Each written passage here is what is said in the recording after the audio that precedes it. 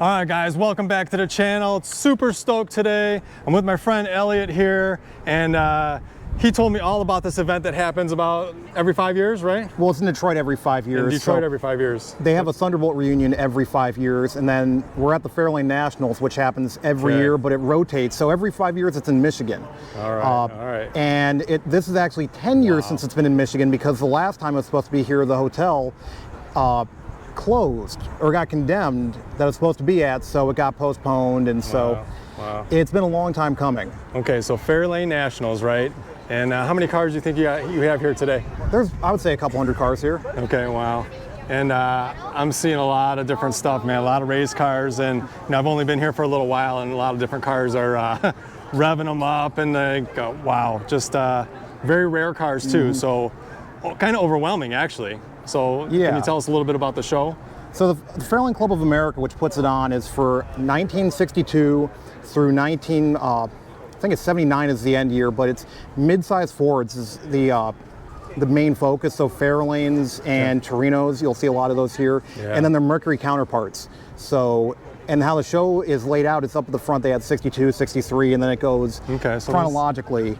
So you're saying up here, right? This is the front area here, right? Yes, so your front row is all 62s and 63s. Okay. And then it goes to the Thunderbolts, which were 64 only.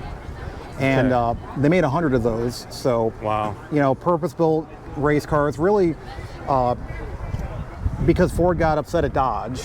And it's, you know, I mean, it was the 60s when everyone was pushing to be the baddest, the fastest. Right, and it's just creativity at its finest. I mean, so is this one of those deals where, okay, so you're saying 100 were made, right? Yes. And then those were sent to another place, right, where they either lightened them up or did modifications, built engines, things like that? So all 100, and actually all these cars went down the Ford assembly line. Actually, I may have that wrong.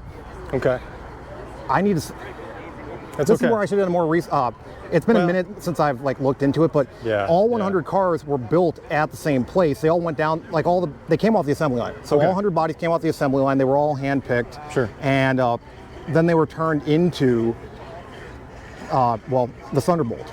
So they're 427. These are amazing cars. Yeah, go ahead, keep talking.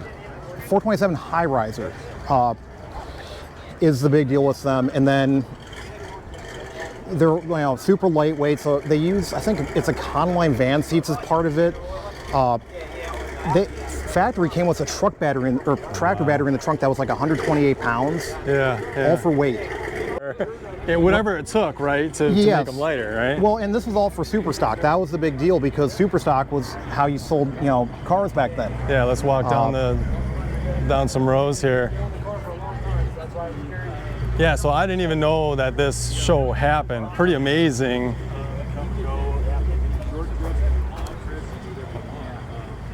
In Motorcity, right? I mean, oh man, Big Three producing high horsepower cars, testing them on Woodward or wherever. Well, and you got a special case here with this car because if you look on the side, it's got Wheel City, which was Jack McCormick's place. Now, Jack McCormick is a good friend of all the Shadowwoods guys because we've always raced against him in his cars, and Jack McCormick was the Ford guy. So even though you had you could say brand loyalty lines, all these guys hung out and were friends. Yeah, for sure. And I mean, they always saw each other at the track and things like that, right? So yes, and at that time, Michigan was a hot spot for Superstock. We had so many competitive cars that it was, we've always been Division III. Okay. And now you're talking Shadowwoods? Well, not just Shadowwoods, but Michigan. Michigan is divisions go by state or region. Okay. And so that's how you get the three in that. So, but back then, because this is the Motor City and all these cars, well, it's why it was a hot spot. Ford, GM, Pontiac, Mercury, I mean, all the above. Everyone ran and ran well because, I mean, this is home turf for everyone at that point. Yeah, everybody was building, everybody was racing. I mean, even my dad was out there and going to the drag strip and things like that, working for Chrysler. I mean, a lot of people that you knew, family members, worked at the Big Three, right? And they were always bringing cars home, and amazing, right? So I see a lot of Fairlanes and 500s on this row here. Yes, right? and actually there's a really cool one in the middle here. I mean, all these cars are cool. Of course. You know, of course. And again, it's not just Fairlanes. Like you got a Cyclone here. Yeah. I mean, the Mercury counterparts are always cool to see because, well, and also the tagline back then, I can't believe Mercury got away with it. Their tagline was Mercury the man's car. That was actually in their advertisements. Okay. But this right here is like the epitome of 66, 67 Fairlanes. Wow. Is when you got a 427 car. Yeah. I mean. This is it, right? Oh, yeah. So when you mentioned the Mercuries, right? So were there less Mercuries made, right? Is that something that, like, numbers-wise, people think about and go after? Mercuries have never been as popular as the Fords, even though in a lot of cases I think there were less Mercuries made. It's an awesome car. I would say that, you know, more people gravitated to Fords. Mercury is kind of in a beautiful way a niche group. Okay. Which is something I love. I mean, well, it's like Pontiac. Mercury is kind of like Pontiac or Oldsmobile or. Yeah. I mean, Dodge was more. Well, Chrysler was more. I guess you could say consistent between Dodge and Plymouth because it wasn't like there was. Even though Plymouth was the less expensive brand, they were kind of equally balanced out. Where Mercury is. Mercury was a step in by Henry Ford between Lincoln and Ford. It was meant to be like middle of the road. And this is obviously more 66, 67. 66, 67. A lot of Cyclones too, man. Wow. Yeah, no, actually, very impressive. Yeah. You'll see some pace cars out here. That's another thing that we don't talk about, you know, in this day and age because we don't see them as often. But having a pace car edition for, you know, a certain race or a certain track back in the day was a big deal. I mean, it's still a pretty big deal with certain races, but like in this case, you know. Well, you're at the front, right? You're the car that comes out and starts the race. I mean, that's a big deal. Well, I mean, in this case, Indy. I mean, Indy is like, that's convertible, no less, right? Wow. That's basically the biggest race on the planet. You know, you look at the amount of people that go there, and you look at how many people, you know, are able to be seated there. Yeah. And this is impressive, man. Yeah. But the cool thing is, because they made a number of these, you could actually, if you were lucky enough, find them in a dealership. Right. It's like the Camaro pace cars you see in the there's a 71 Challenger, the orange ones they had that were pace. It's all of that, and so it shows how creative companies were with branding. You know, it was. Yeah, for sure. I mean, so you know, I've driven Mopars and things like that, and that's how we actually met, right, through some Mopars in Shadow Woods. But yeah, things like Cobra, right, and using different animals and things, and the cool branding and badging, and those are the things that make you like, I gotta have that car, right? Right. That's badass, right? Oh, absolutely. Oh man. Well, I mean, it's like Snake and Mongoose. You know, we refer to Froome and McEwen more so by their nicknames than their actual names. Yeah, there we go. 429. You know, Cobra on the side with the cool wheels and the flames on it, and just man, so much race history. I saw this car earlier. This is really badass car. Oh, it's phenomenal. Well, also all the effort put into the stripes. Yeah. Oh, yeah. You know, that was a designer sitting at his desk for months, just designing different, you know, stripe packages. Yeah. That's a lot of work. I don't know if that's like still called the hockey sticks or whatever on this particular car, but I know on Camaros that's what it's called. But similar, right? I think you have to call it a hockey stick. It kind of has that shape, right? You know? Yeah. I mean. And then this one really caught my eye here. This Cyclone.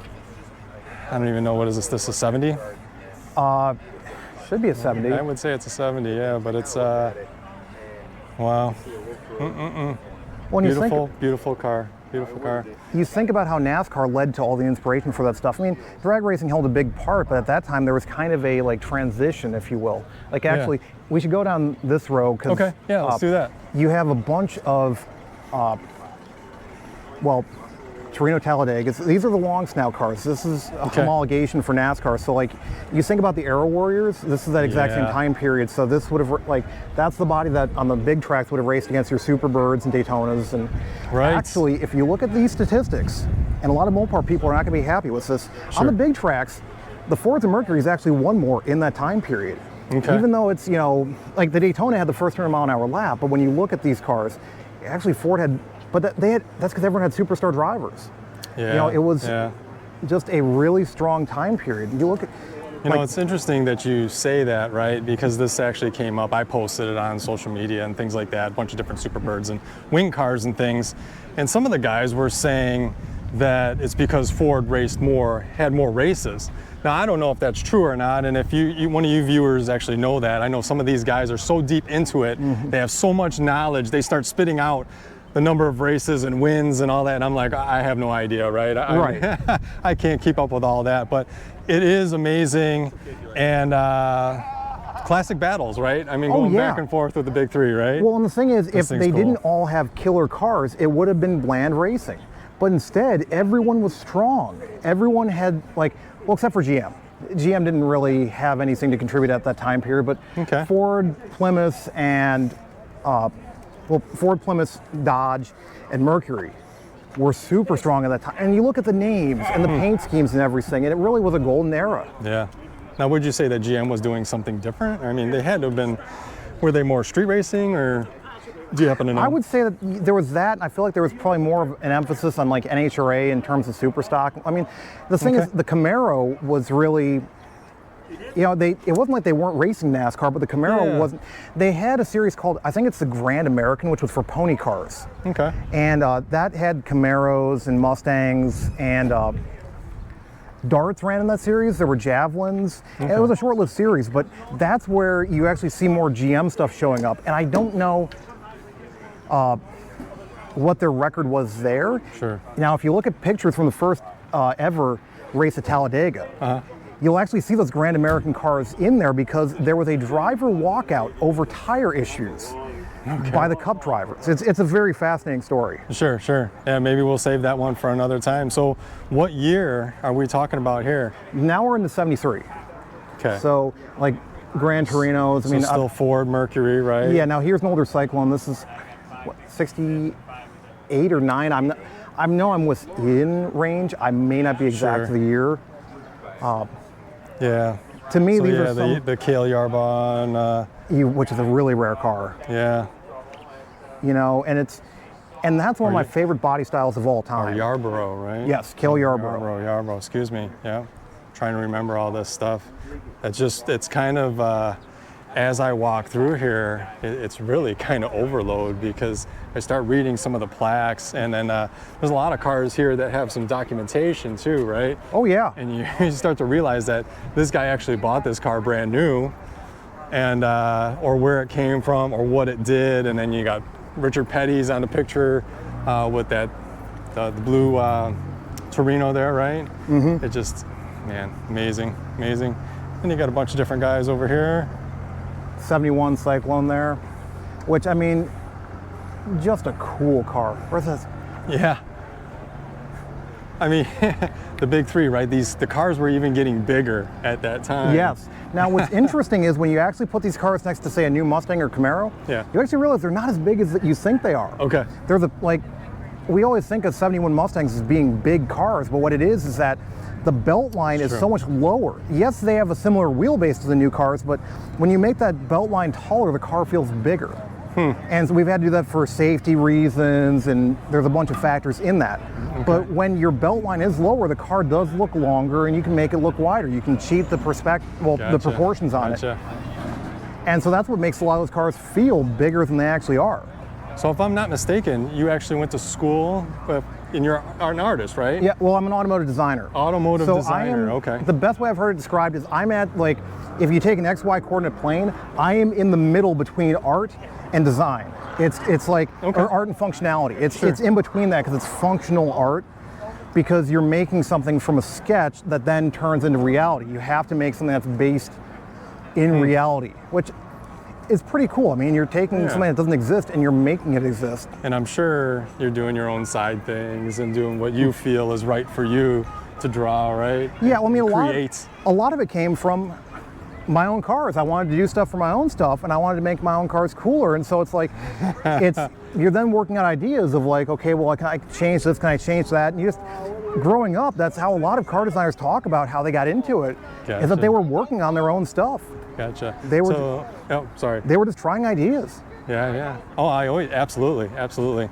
So I wanted to touch base a little bit. I actually didn't quite do this part during the intro, but you are part of the Shadow Woods race team, right? Yes. Okay. And how long have you been doing that for? 2018 is the first time that I was involved, and that was through a buddy of ours who has since passed on. His name was Art. Okay. Really good guy, and so he actually, because of Motorcity Dragway, which we both have a passion for, and we said, you know, we got to know each other. He said, hey, you got to come meet these guys one day, and well, the rest is history. Wow, amazing. Great group of guys. Oh yeah. Yeah, it was always cool. It was definitely cool to go to their shop. I'll have to stop by during the summer now. Let's make a walk back over here to the Thunderbolts. And I really appreciate you walking me around and talking about the different cars. Obviously, you know more about, you're way more into the car history than I am, so I definitely appreciate that. It's something, well, growing up as a kid, my dad would have car magazines, and, you know, having to wait to go to school or whatever, it's like I'd have a magazine in my hand during breakfast, and I'd read an article in Mopar Collector's Guide or the Fairlane or whatever, just about, oh, that's cool. Yeah, let's check it out. We just spot something back there? Check this out too. Yeah. Amazing, amazing car. Let's go over here. Let's take a look. What caught my eye here is that's a 2-valve. That is a modern, that's a mod motor. See it? I see it. That's really cool. And then when you look at it, the shock tower has been cut out of it, so it's got a Mustang 2 style front end on it, which is really cleanly done. Like these cars typically, there's not a lot of room to work on them. Like you can see here, stock shock towers. Oh yeah, and you can see the amount of room sticking out there, right? Yeah. And so you see to clean that up, right? To actually fit them, you know, anything bigger than the 302. Like there are cars that have had 351s. Well, the Thunderbolts. I mean, they massage the shock towers, but they're still there. Yeah. That's with a 427 big block. Man, yeah, a lot of big blocks here for sure.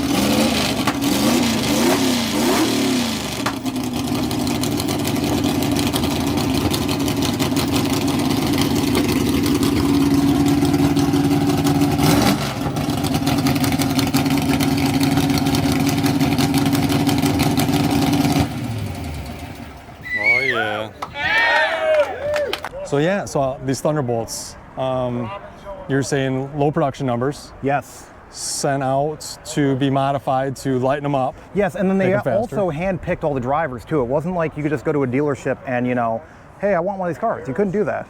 Okay. Wow. Impressive. Wow. So I just was out in Arizona. We got everything kind of. These are cool too. Here, let's head back that way. There were more. Yeah.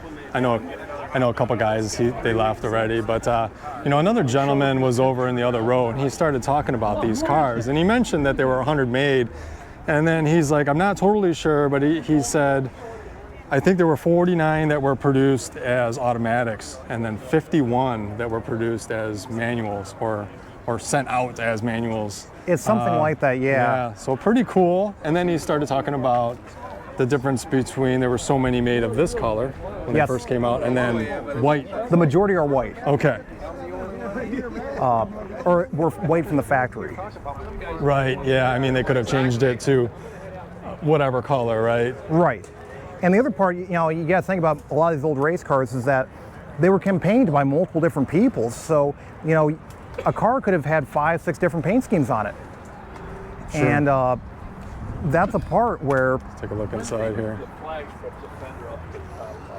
Yeah. So like, a lot of people don't know about it, but Bob Glidden had a Thunderbolt Okay. at one point. Yeah. Right. Which that car is still around, but again, it's been painted differently since then. Wow. But that's the cool part about racing is that cars do end up getting different paint schemes, getting different owners that add to the history. Oh yeah, definitely a lot of history in this parking lot. The more that I talk to people and things like that.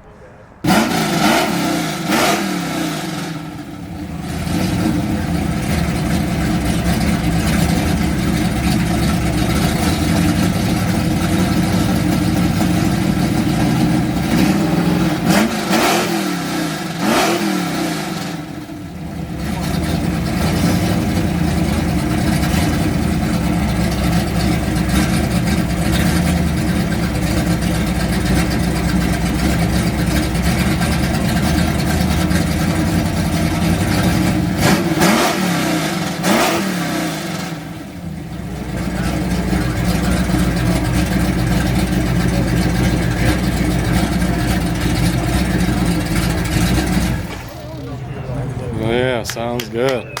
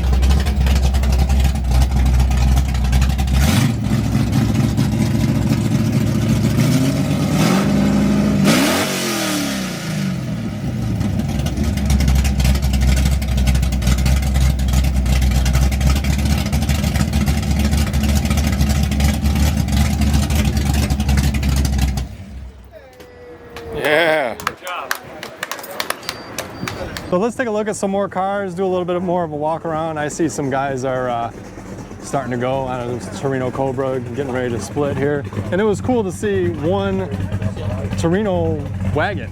Yeah, and well, the wood grain makes it a Squire, if I'm right. Yeah. That was a higher option package at that time. Gotcha. Now what's cool in this car is, look, it's all got gold leaf. So, I mean, that's all hand laid Oh, yeah. and all that kind of stuff. oh yeah. And I mean, that's unfortunately a dying art form. That's, Yeah, there's a few guys on social media that I follow that are still doing, you know, pinstriping, gold leaf, that kind of thing, lots of customization.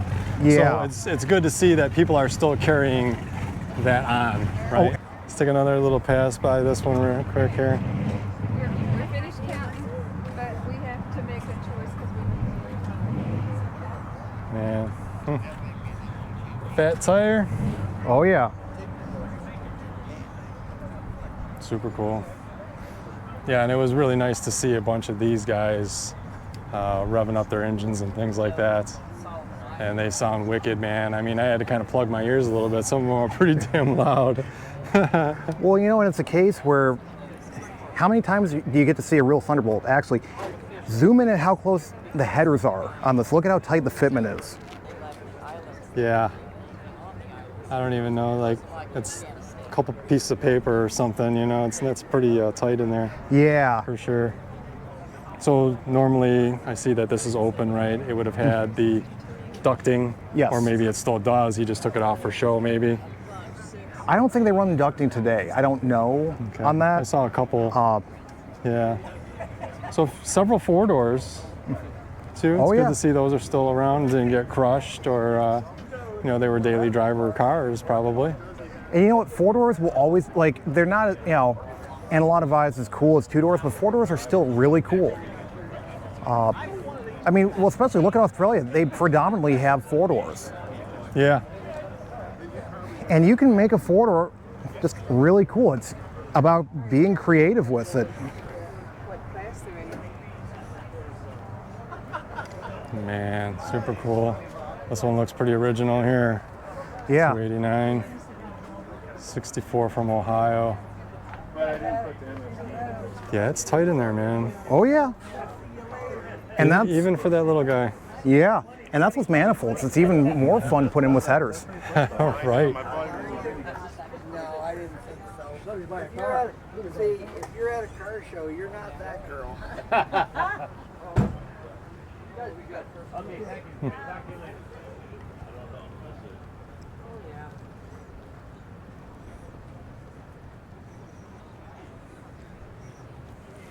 Amazing. A Yeah. lot of just history in general, but definitely a lot of race history is here. Super cool cars. I mean, you could spend, well, you've already spent hours here, and I've already spent a couple hours here myself checking out all the coolness. And I see people are putting their fire extinguishers out. That is a club rule that you have to have a fire extinguisher in front of your tire. Okay. And I think that's just because, you know, there's been shows by other organizations in the past where cars had, you know, an issue or whatever and caught fire. And instead of being underprepared, it's better to be overprepared, because Yeah. if someone can go and grab that fire extinguisher, you know, yeah, there might be some damage, but that's better than, you know, losing a car to fire. Yeah, we By don't want to be far. scrambling. Hey, do you have a fire extinguisher? Right. Well, no, there's a bunch right there, and nobody wants to lose their baby, right? Right, and we don't want to see anyone else, you know, even if it's not your car, you still don't want to see someone else have to go through that. Yeah, no, that's not good. That's not good. Yeah, that's okay. Man, that's different. It kind of has a Fairmont sort of front look to it, even. Kind of, but before the Fairmont. Oh, okay. You know, the predecessor, because the Fairmont's 79 for the first year? Okay. Sounds about right. Early 80s for sure. Ranchero Squire. 73 pickup. This is cool.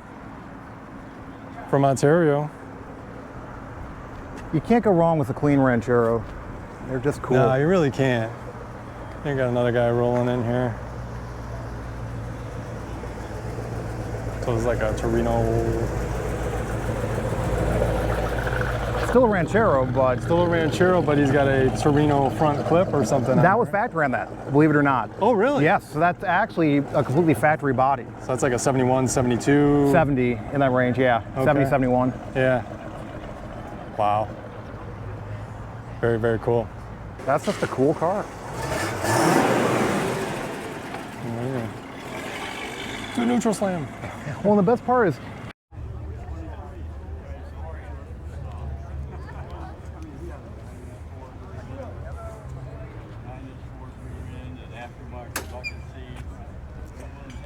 Yeah, I'll kind of take a zoom through the show.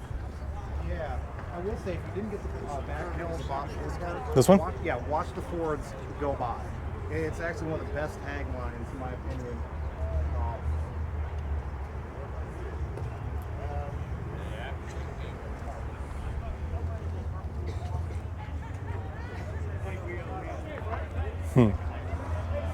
Yeah, right. So that's the magic of videos. You got it, man. How you doing? What is it?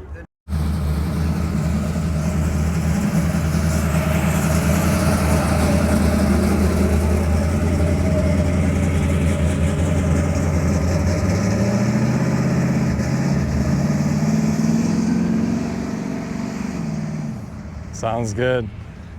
Smells good too. Yeah, That's right. All right, let's make a quick pass through the show here.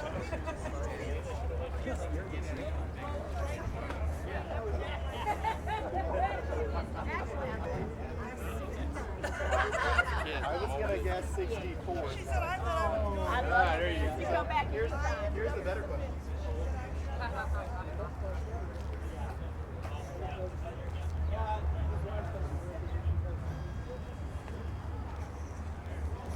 Gotta take one step on there. All right, we got this one. Super cool.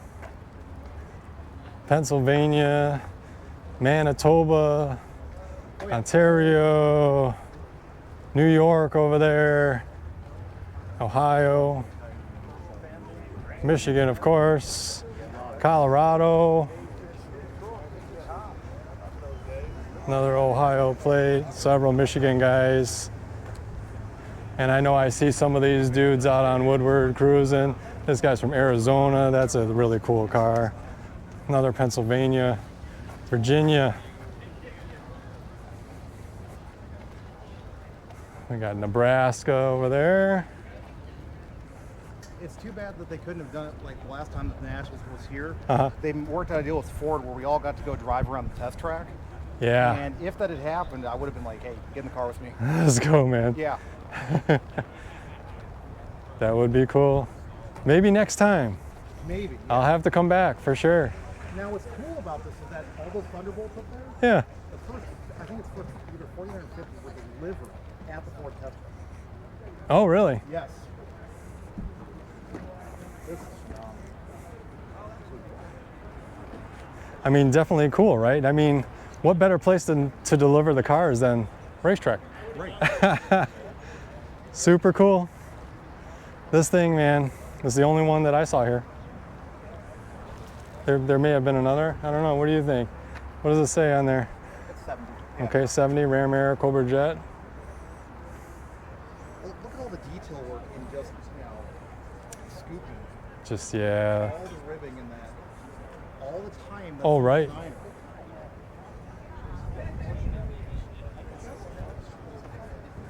Well, you know, if you didn't make the car look different and cool, you weren't selling cars.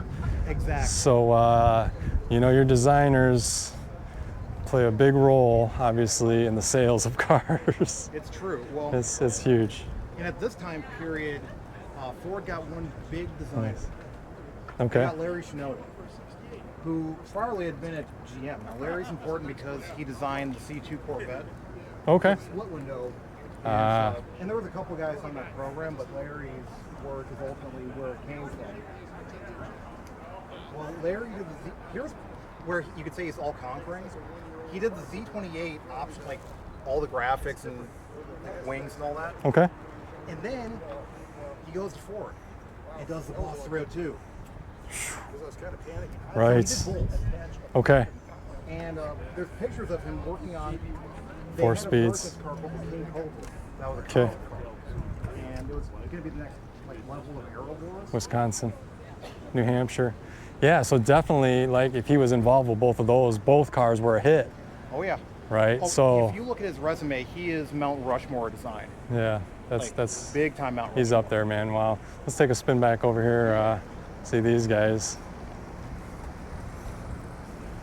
I try to catch all the cars, but you know, you can never catch them all. It takes a long time. Man, Iowa plate on this one. Boy, really, really big deal. People come from all over North America, I guess, right? Or Yeah. do you think you probably get some guys that come from other, you know, overseas and things, don't you think? I'm sure you got some sort of Ford nut that, boy, yeah, he's from Australia or something and he's able to afford coming over here. Probably, I'm sure it's happened before. I'm sure of it. Yeah, I know a lot of guys, there are people that come from long distances that go to the Woodward Dream Cruise and things, so. Oh, they come from everywhere. Wow, that's Yeah. interesting. Keep the bugs out, right? Yeah.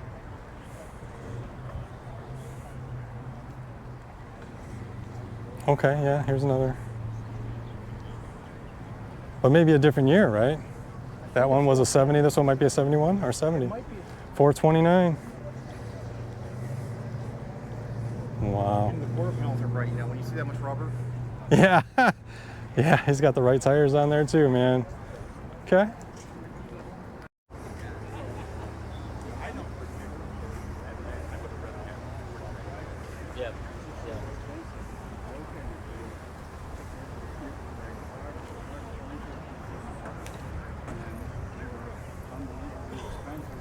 In the next lane, driving small boy Jimmy, you know, a dime a dozen.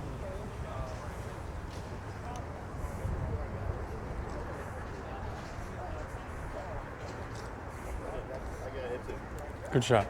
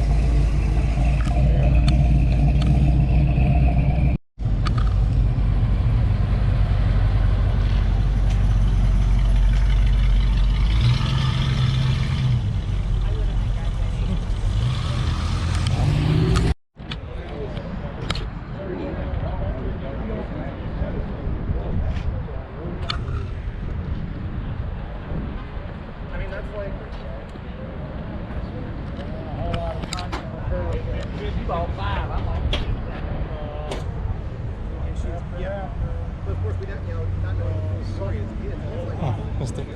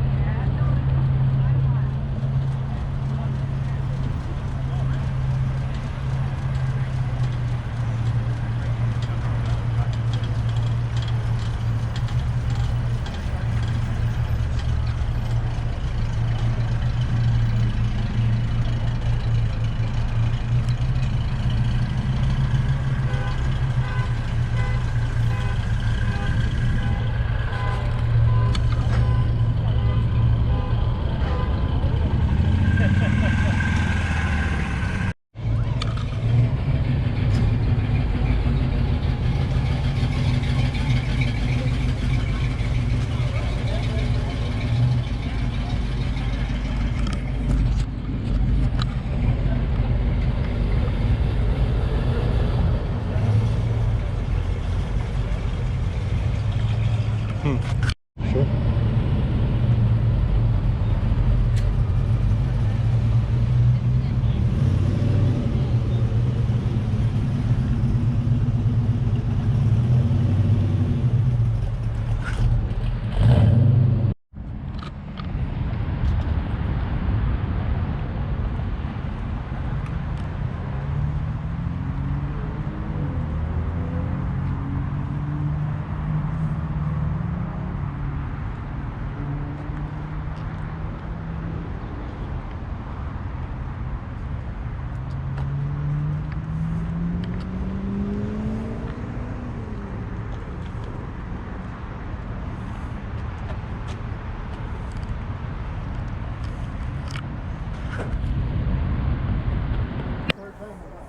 Wow.